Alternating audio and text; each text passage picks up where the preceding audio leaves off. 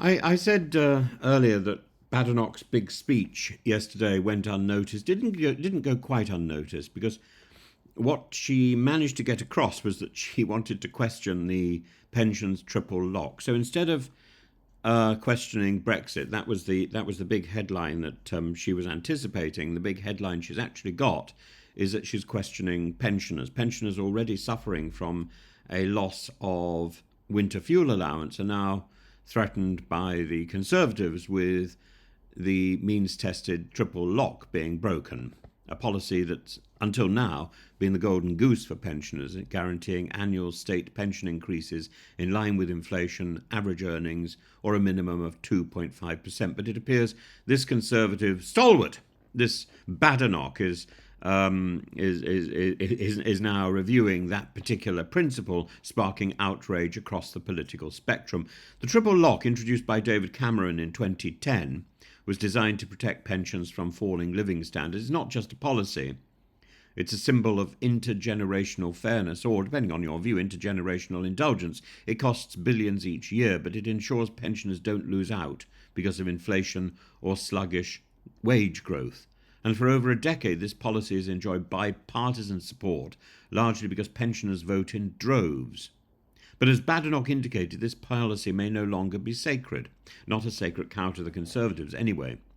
And during a BBC phone-in, Badenoch suggested that the triple lock might need means testing, arguing we don't need to have a system. We don't have a system that knows who should get what. Her concern ostensibly is fairness. Why should a millionaire pensioner benefit as much as someone on the breadline? And the subtext here is Badenoch's broader argument hinges on generational equity.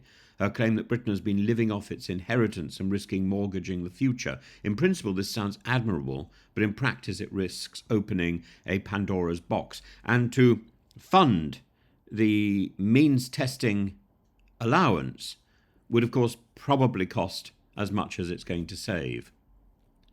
The Labour was quick to pounce, accusing Badenoch of putting pensioners on notice and planning to cut their state pensions. And Shadow Chancellor Rachel Reeves offers a stark contrast, promising a £470 boost for pensioners while deriding Badenoch's remarks as out of touch.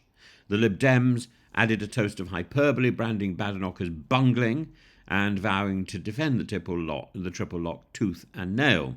And meanwhile, Badenoch's own party seems divided. The Shadow Chancellor Mel Stride has called the triple lock unsustainable, but the prospect of a means testing triple lock remains a risky proposition. Conservative strategists know that alienating pensioners, a core voting bloc, is electoral suicide. On the surface, means testing sounds sensible. Why subsidise wealthy pensioners? But the logistics are far from simple.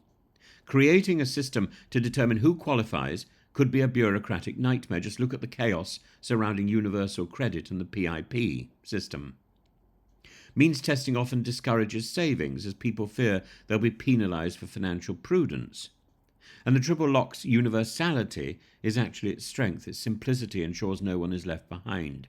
Means testing risks stigmatising benefits, creating an underclass of deserving and undeserving pensioners. Badenoch argues that Britain's financial woes necessitate tough choices, but those woes were brought on by her party's stupidity over Brexit. Indeed, pensioner benefits are projected to soar to £138 billion annually, but is this really about sustainability, or is it ideological? The triple lock's cost, while significant, pales in comparison to tax breaks for the wealthy or the billions spent on defence.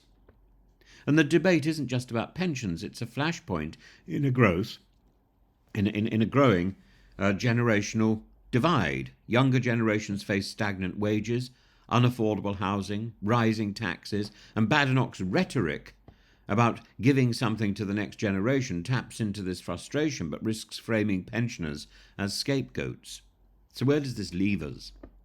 Badenoch's comments signal a shift in the Conservative Party's approach, one that prioritises fiscal responsibility but risks alienating a key voter base. The debate over the triple lock is emblematic of broader economic and political challenges: how to balance fairness, how to balance sustainability, and electoral pragmatism. And maybe Badenoch should heed her own advice. She's right that Britain needs to live within its means, but starting with pensioners may not be the wisest or the kindest place to begin.